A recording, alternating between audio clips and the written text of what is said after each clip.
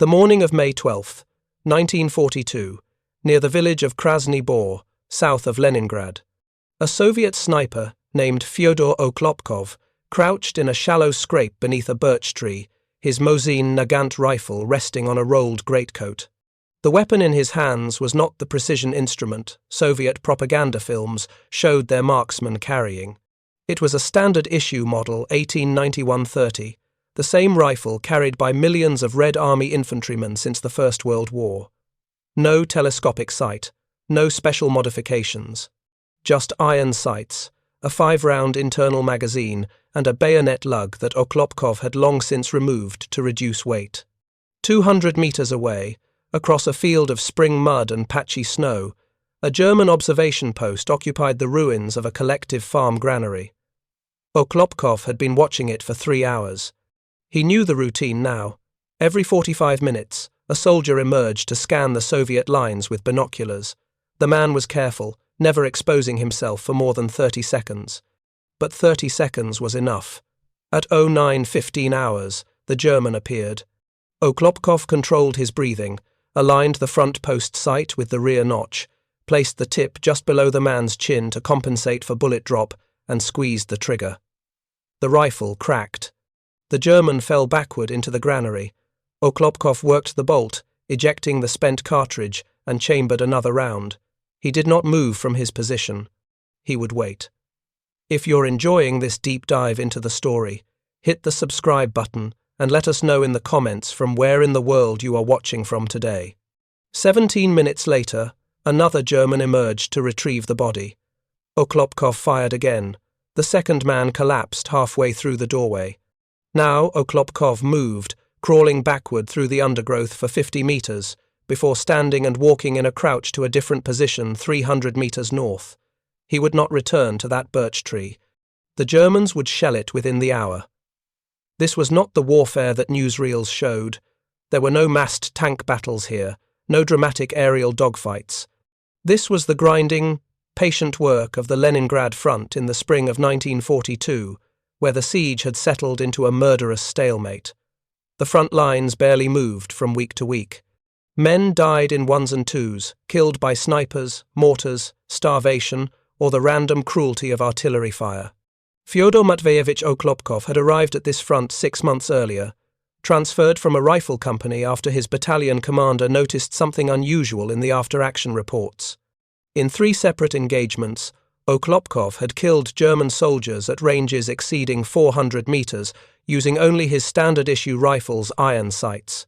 When questioned, Okhlopkov explained that he had been hunting since age 8 in the Yakut region of Siberia, where he grew up. He had killed his first elk at age 10 with his father's rifle, at a distance he estimated was 500 paces. Hitting a man-sized target at 400 meters seemed, to him, unremarkable. The battalion commander sent him to the divisional sniper school, a 2-week course held in a partially destroyed factory 15 kilometers behind the lines. The instructors examined Okhlopkov's rifle, a standard Mosin-Nagant he had been issued upon conscription. They offered him a sniper variant, a model 1891-30 fitted with a PE or PU telescopic sight, specially selected for accuracy and fitted by armourers. Okhlopkov refused. He explained, through the interpreter, for he spoke limited Russian, that he did not understand how to use the optical sight. He had never looked through such a device. His hunting in Yakutia had been done with iron sights at dawn and dusk, when elk moved to water. He knew how to judge distance by eye, how to compensate for wind by watching grass movement, how to estimate bullet drop by experience. The telescopic sight was a technology he did not trust, because he did not understand it. Fyodor Okhlopkov was born in 1908 in the village of Krest-Kaljai in the Yakut Autonomous Soviet Socialist Republic, a territory in eastern Siberia larger than Western Europe, but home to fewer than 300,000 people. The Yakut people, also called Sakha, were traditionally nomadic herders and hunters who had adapted over centuries to one of the harshest environments on Earth, where winter temperatures regularly dropped below -50 degrees Celsius.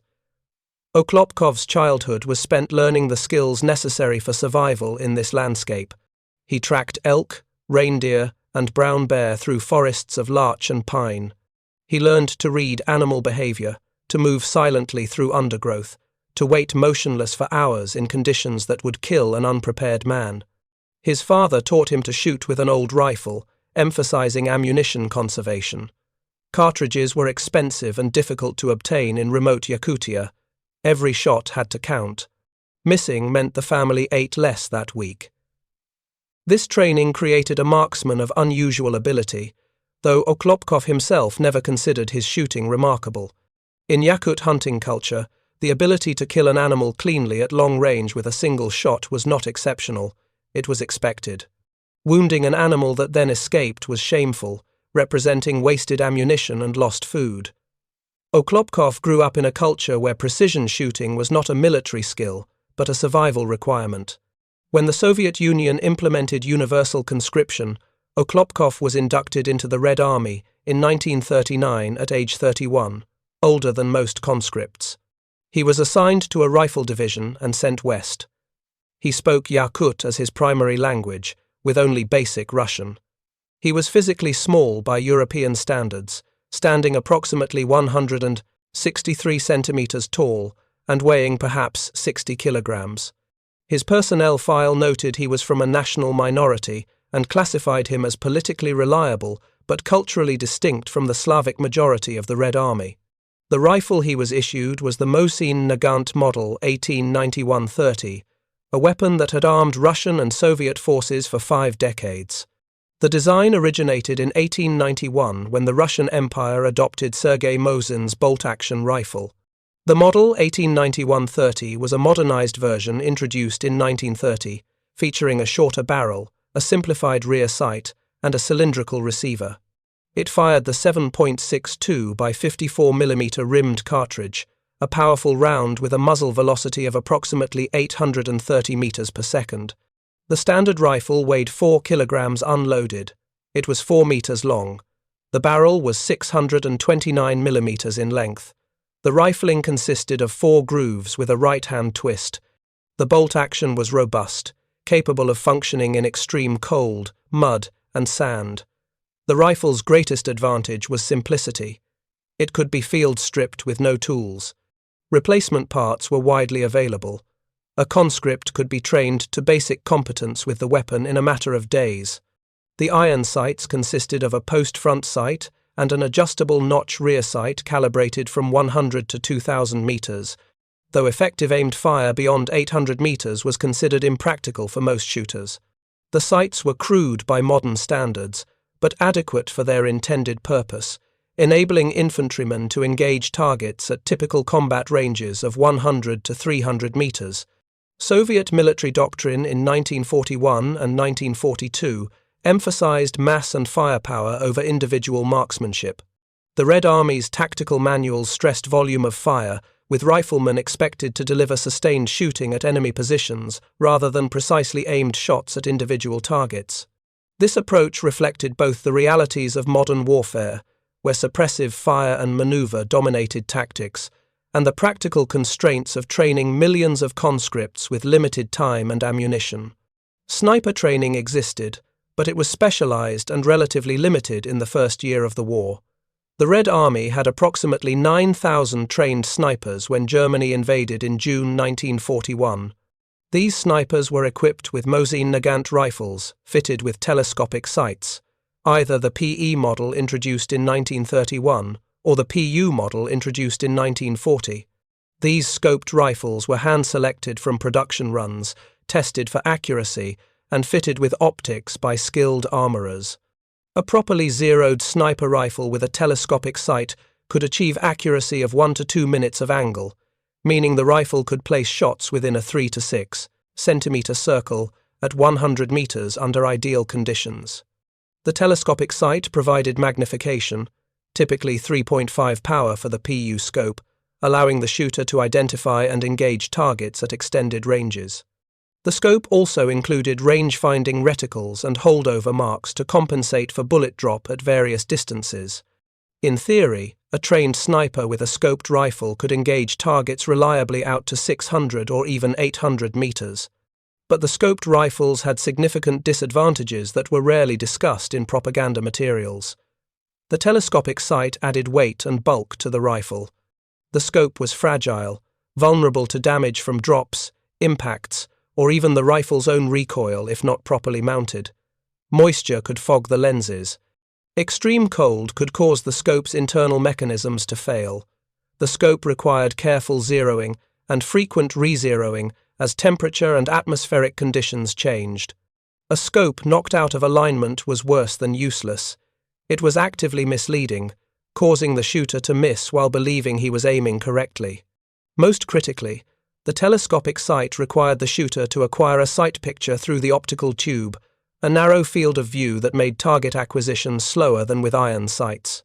In fluid combat situations where targets appeared suddenly at varying ranges, the scope's magnification became a liability. The shooter lost peripheral awareness and struggled to track moving targets. For these reasons, some Soviet snipers, particularly those with extensive hunting backgrounds, preferred to use standard rifles with iron sights for certain tactical situations. Iron sights were faster for target acquisition at close to medium ranges. They required no maintenance beyond keeping the sights themselves clean and undamaged. They could not fail mechanically. They worked equally well in any weather condition, and for a shooter with sufficient training and natural ability, iron sights were accurate enough to kill a man at 400 meters or more. Fyodor Okhlopkov understood all of this intuitively, though he would not have articulated it in doctrinal terms. He knew his rifle. He had fired thousands of rounds through similar weapons during his hunting years.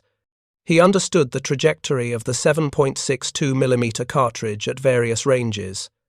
He could judge distance by eye with the precision developed over 2 decades of stalking game in varied terrain. The iron sights were familiar, comfortable, and reliable. When the sniper school instructors insisted he should accept a scoped rifle, Okhlopkov remained polite but firm. He would use the weapon, he understood. The instructors recorded his preference in his training file with some skepticism, but they did not force the issue. The Red Army in 1942 was desperately short of trained snipers. If this strange Yakut hunter could kill Germans with iron sights, they would not argue about his methods. Okhlopkov's training at the Divisional Sniper School lasted 14 days in November 1941. The course was held in a brick factory that had been partially destroyed by German artillery.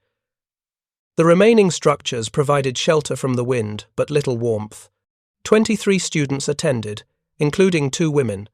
The instructors were veterans of the Finnish War who had combat experience as snipers during that brief, brutal conflict. The curriculum covered fieldcraft, camouflage, range estimation, ballistics, and target selection.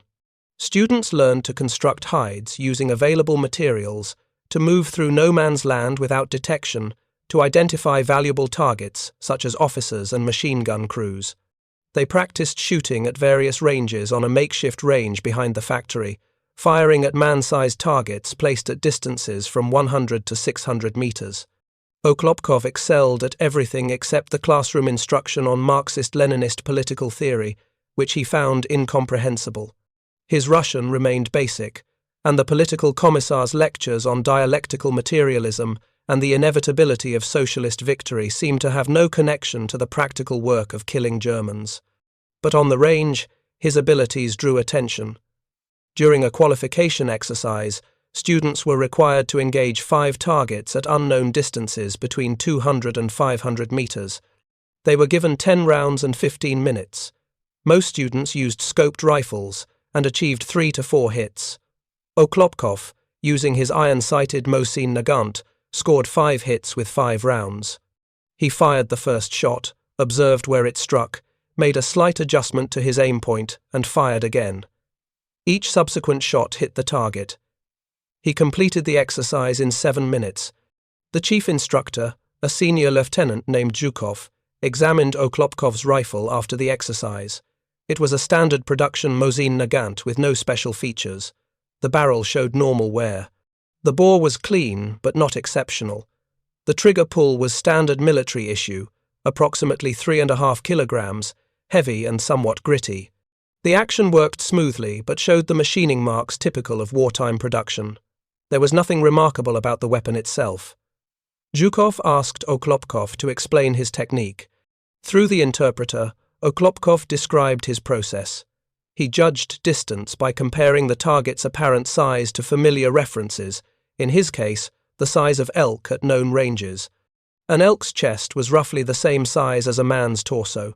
If a man appeared the same size as an elk at 300 paces, Okhlopkov knew the range was approximately 300 meters. He compensated for wind by observing grass, branches, or dust movement. A light breeze required minimal correction. A strong wind required holding several hand widths to the windward side of the target. For elevation, he used a technique taught by his father. At 200 meters, he aimed at the target's chest. At 300 meters, he aimed at the top of the head. At 400 meters, he aimed approximately one body length above the target. At 500 meters, he aimed 2 body lengths high. These were approximations based on his experience with the 7.62mm cartridge's trajectory. He refined his aim after observing his first shot's impact. This was not the scientific, calculated approach taught in sniper school. It was instinctive shooting based on pattern recognition and thousands of hours of practice.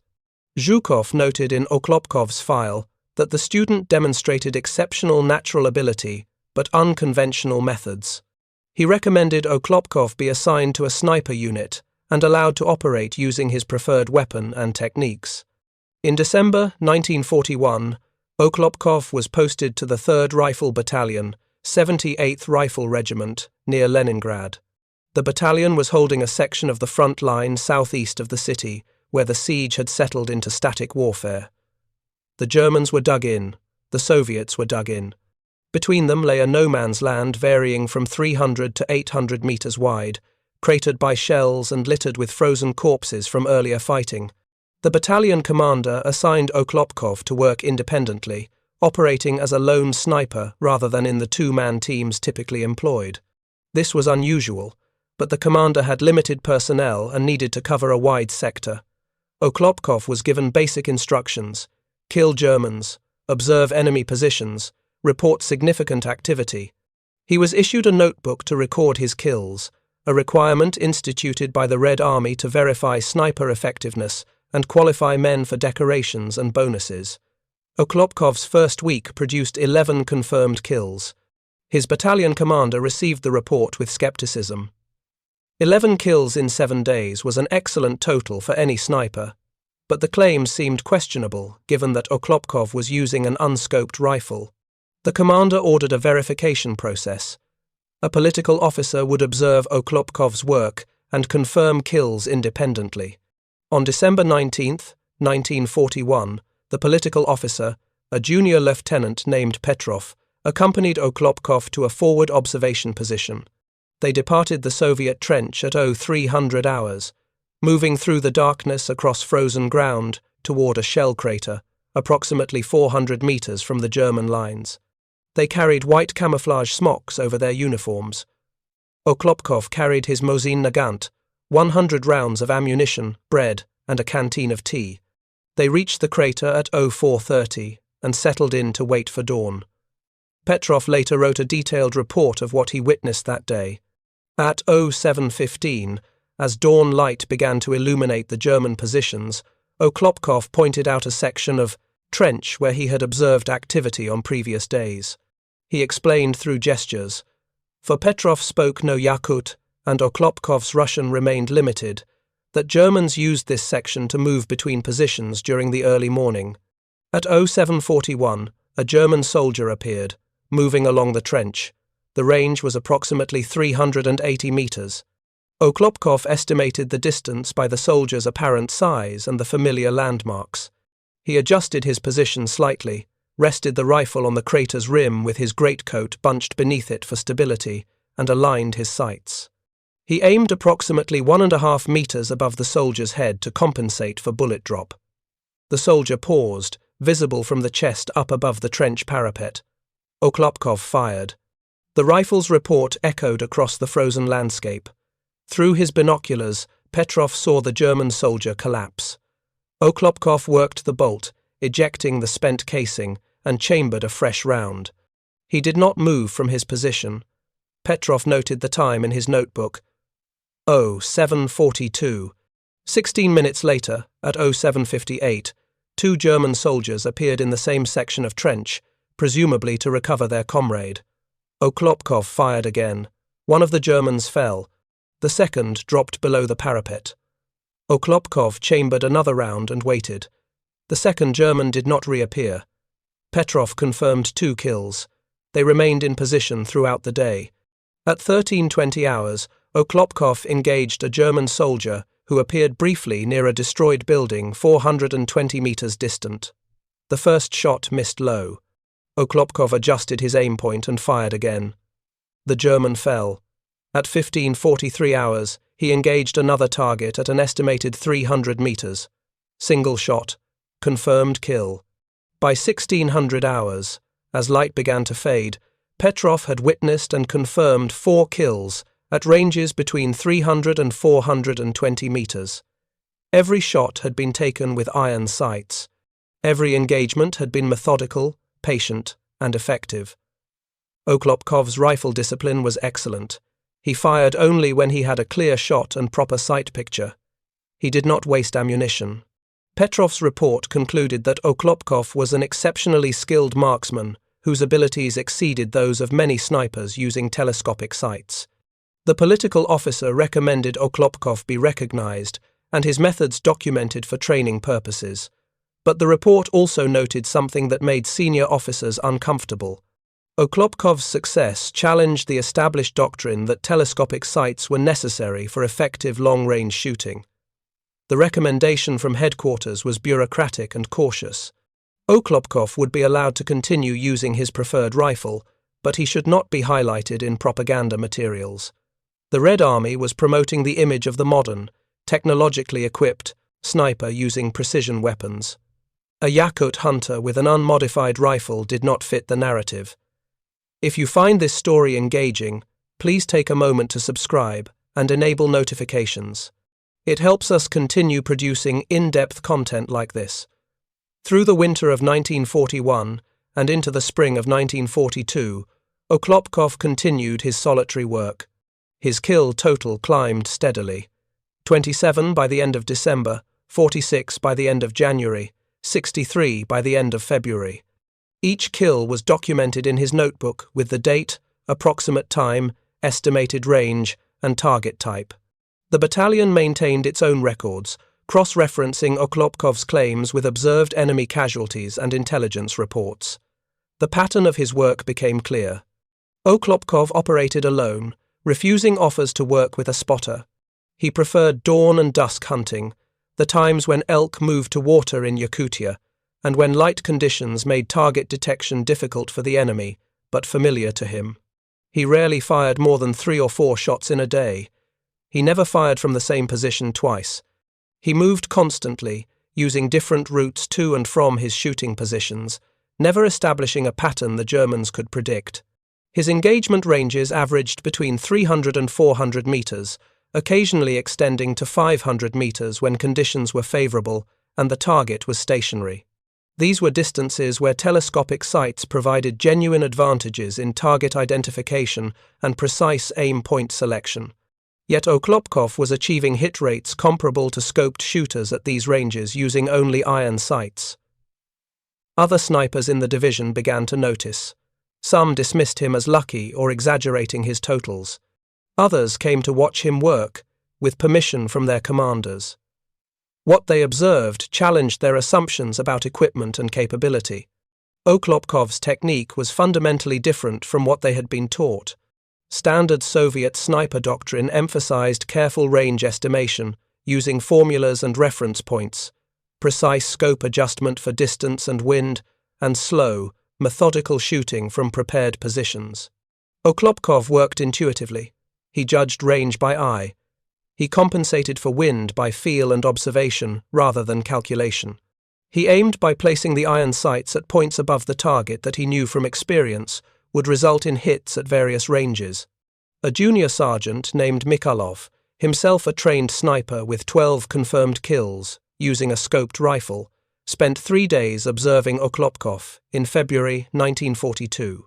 His report to the divisional sniper coordinator noted that Okhlopkov's methods appeared crude and unscientific, but produced consistent results. Mikhailov theorized that Okhlopkov possessed exceptional visual acuity and an instinctive understanding of ballistics developed through years of hunting. But Mikhailov also noted something else.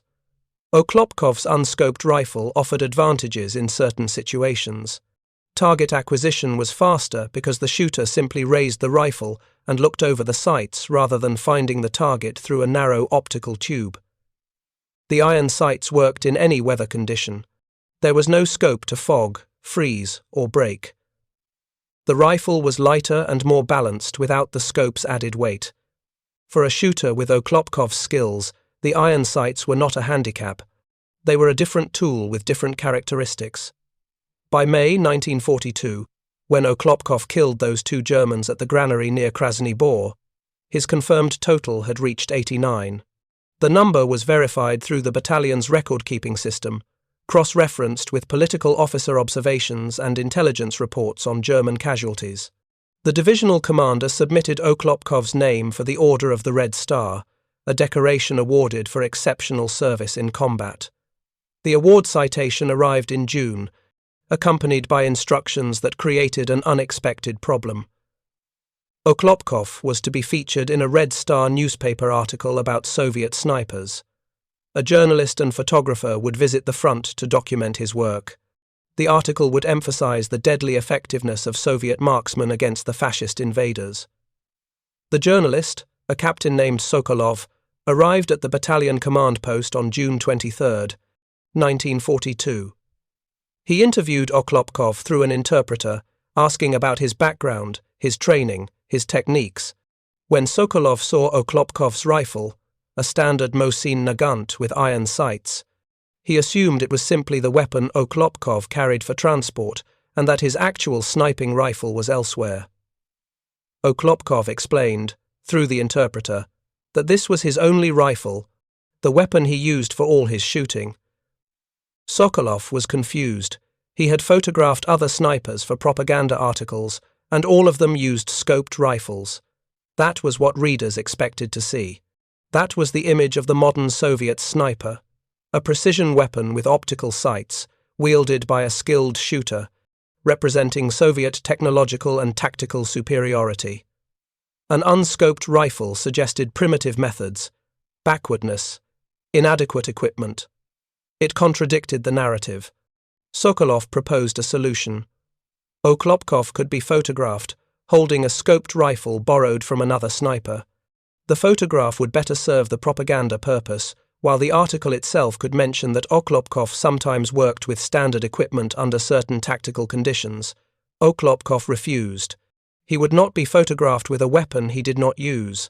This created tension. The political officer assigned to oversee the journalist's visit attempted to mediate, explaining that the photograph was merely for illustration, that it did not misrepresent Okhlopkov's actual effectiveness. But Okhlopkov remained firm. If the Red Star wanted to photograph him, they would photograph him with his actual rifle. The article that eventually appeared in August 1942 was brief and included no photograph of Okhlopkov. It mentioned him as one of several snipers serving on the Leningrad Front, noting his 89 confirmed kills, but providing minimal detail about his methods or equipment. The article emphasized collective sniper effectiveness rather than individual achievement. Okhlopkov's preference for iron sights was not mentioned. This pattern repeated itself as Okhlopkov's kill total continued to climb. He was effective, verified, and increasingly well known within the division, but he remained difficult to incorporate into propaganda narratives. Soviet war reporting in 1942 emphasized modernity, technology, and scientific methods. A Yakut hunter using traditional marksmanship skills and refusing to adopt modern equipment did not fit comfortably into these themes. Meanwhile, the work continued. Through the summer and fall of 1942, Okhlopkov operated along the Leningrad Front as the siege persisted. The front lines remained largely static. Both sides had fortified their positions extensively. Infantry assaults were rare and usually unsuccessful. The war in this sector consisted of artillery exchanges, patrol actions, and the patient, deadly work of snipers. Okhlopkov's technique evolved through experience. He learned to predict German movement patterns based on time of day and weather conditions. He identified locations where Germans regularly appeared, latrine areas, observation posts, supply routes. He understood that German soldiers, like all soldiers, developed routines and habits that created vulnerabilities. He also learned the psychological dimension of sniper warfare. A single sniper killing 1 or 2 men per day had limited tactical impact on the overall battle, but the psychological effect was significant. German soldiers in sectors where Okhlopkov operated became cautious, moving quickly when exposed, avoiding routine activities that might create patterns. This caution reduced their effectiveness as observers and defenders. By December 1942, Okhlopkov's total reached 127 confirmed kills. This placed him among the most effective snipers in the Red Army. The divisional commander submitted his name for the Order of Lenin, a higher decoration reserved for exceptional achievements. The recommendation noted that Okhlopkov had achieved his total using standard infantry equipment, demonstrating that Soviet soldiers could overcome material limitations through skill and dedication. The recommendation was approved in January 1943. Okhlopkov received the Order of Lenin at a ceremony held at the divisional headquarters. He was also promoted to sergeant. The promotion came with an offer. He could transfer to a training role, teaching his methods to other snipers at the divisional school. He would be removed from frontline duty and provided better quarters, food, and relative safety. Okhlopkov declined. He requested permission to return to his battalion and continue his work. The divisional commander granted the request with some reluctance. Losing an experienced sniper to enemy fire was wasteful, but forcing effective soldiers into training roles against their will created other problems. Okhlopkov returned to the front. The winter of 1942 into 1943 was particularly brutal along the Leningrad Front. Temperatures dropped below -30 degrees Celsius. Soldiers on both sides suffered from frostbite, exposure, and the relentless cold that made every action more difficult. Weapons froze, equipment failed. Men died from cold as often as from enemy fire. Okhlopkov continued working through these conditions. His Yakut background provided some advantage. He had experienced extreme cold throughout his childhood and understood how to function in it. He knew to keep his rifle's action clear of ice by storing the weapon inside his shelter when not in use. He knew to warm cartridges against his body before loading them, as cold ammunition could cause misfires. He knew to move carefully in frozen conditions where every sound carried across the landscape, but the physical toll was cumulative. By February 1943, Okhlopkov was suffering from chronic frostbite in his feet and hands. His weight had dropped to approximately 50 kilograms. He developed a persistent cough that battalion medical staff diagnosed as early-stage tuberculosis, a common affliction among soldiers enduring the siege conditions around Leningrad. The battalion commander ordered Okhlopkov to the field hospital for treatment. He spent 6 weeks recovering, receiving additional rations and medical care. During this time, his rifle was stored with the battalion's weapons. When he returned to duty in April 1943, he found that his Mosin-Nagant had been replaced with a new rifle drawn from divisional stores. The replacement was a factory-fresh model 1891-30 with a pristine bore and tight action. It was mechanically superior to his worn rifle in every measurable way. But it was unfamiliar. Okhlopkov had fired thousands of rounds through his previous rifle and knew its characteristics intimately. He knew exactly where it shot at various ranges. He had developed an instinctive relationship with that specific weapon. The new rifle required him to relearn these patterns. He spent a week test firing at different ranges, observing where the rifle placed shots, adjusting his aim points to match the new weapon's characteristics. The process frustrated him. Other snipers used interchangeable weapons with standardized telescopic sights that could be adjusted mechanically. Okhlopkov's method depended on intimate knowledge of his specific rifle's performance. By May 1943, he had adapted to the new rifle. His kill rate resumed its previous pace. Through the summer of 1943, as Soviet forces prepared for major offensives in other sectors, the Leningrad Front remained relatively quiet. Okhlopkov continued his work, his total climbing past 150 confirmed kills by August.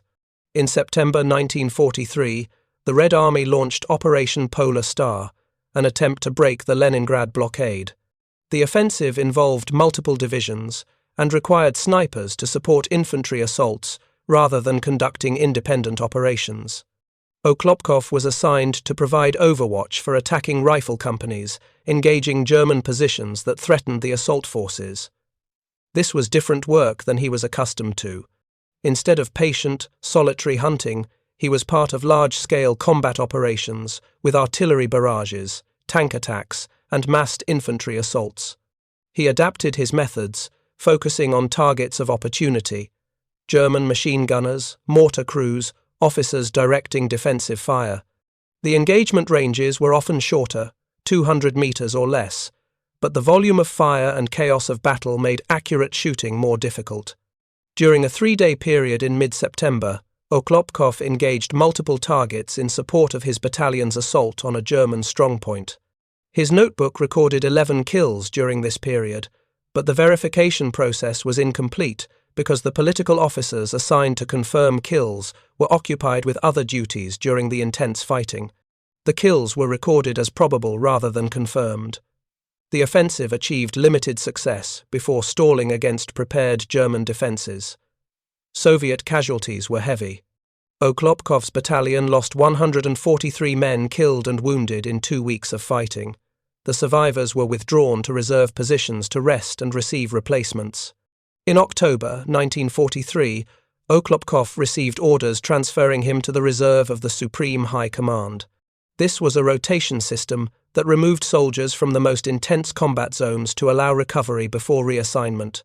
He was sent to a rest facility near Volkhov, approximately 100 kilometers from the front lines. During his time there, he was interviewed by a military historian documenting sniper operations on the Leningrad Front.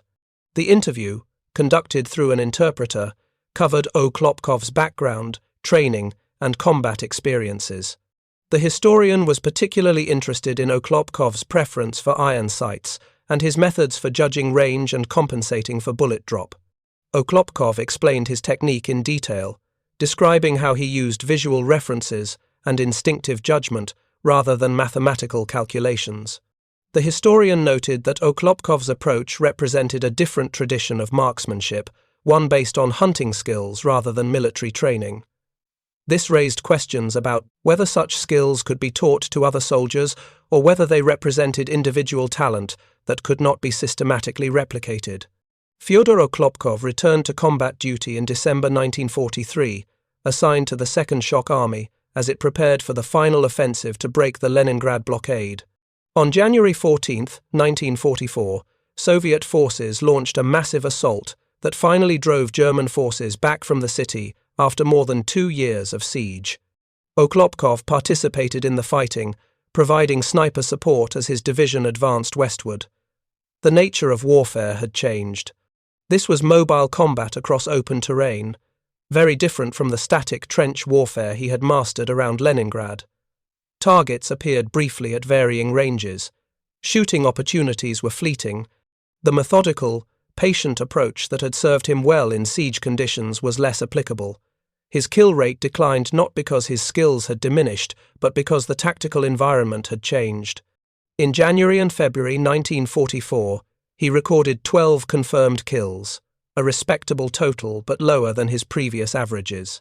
By March, as the offensive slowed and front lines stabilized in new positions, his effectiveness increased again.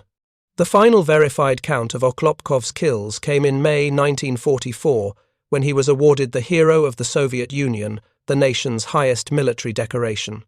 The award citation listed his confirmed total as 429 enemy soldiers killed. This number included kills verified through the battalion record-keeping system, observed by political officers, and confirmed through intelligence reports. However, post-war research by military historians has questioned this total. The verification standards for sniper kills varied significantly across different units and time periods. Some kills recorded as confirmed were actually probable. Some engagements lacked adequate documentation. The chaos of combat often made verification impossible. Modern historians generally credit Okhlopkov with approximately 170 to 200 confirmed kills based on records that meet stricter verification standards. This is still an extraordinary total, placing him among the most effective snipers of the war, but significantly lower than the figure claimed in wartime citations. What remains undisputed is that Okhlopkov achieved this total using a standard-issue Mosin-Nagant rifle with iron sights throughout his entire combat service. He never used a telescopic sight in combat. He never requested one. He relied entirely on the skills he had developed as a hunter in Yakutia and refined through 2.5 years of frontline combat. His story illuminates several truths about warfare that propaganda narratives often obscure. Technology matters, but it is not the sole determinant of effectiveness. The Red Army's emphasis on equipping snipers with telescopic sights was generally sound doctrine. Scoped rifles did provide advantages in target identification, range estimation, and precision. The vast majority of Soviet snipers who used scoped rifles were more effective than they would have been with iron sights. But doctrine is not absolute. Individual soldiers with exceptional natural abilities and extensive practical experience could sometimes achieve remarkable results with simpler equipment. Okhlopkov's effectiveness did not invalidate the value of telescopic sights.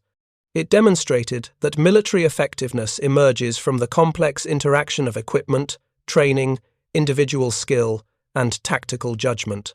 The Red Army's discomfort with featuring Okhlopkov in propaganda reflected institutional biases toward technological solutions and standardized methods.